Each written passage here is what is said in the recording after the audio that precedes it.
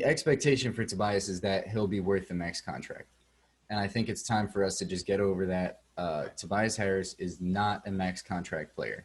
He's a 100%. B tier player on an A plus contract, and that's just something we're going to have to live with. At the end of the day, though, he averages I think 20 points, 7 boards, and 3 assists or something like that, which is not bad.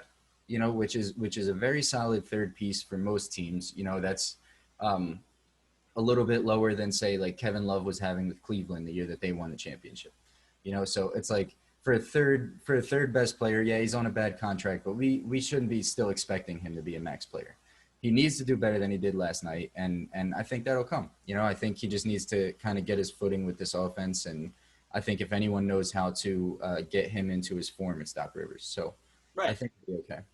Right. And I think, like you said, expectations. It's all about the expectations. Yeah, And, I think at the time when the Sixers gave him that contract, when Elton Brand gave Tobias Harris that max contract, it was kind of, if you're Elton Brand, I mean, do you kind of blame him? I mean, what else was he going to do? it was it was them trying to cover themselves for Jimmy leaving. Right. Jimmy left because our organization was terrible, Right. right? And Tobias was the one that believed in it. He's still to this day the vocal leader. If you saw last year when all of the protests and the Black Lives Matter things were going on, there was clips from backstage where he was the one that was getting the team together and saying, here's how we're going to protest. Does anyone feel uncomfortable with this? Does anyone have any input?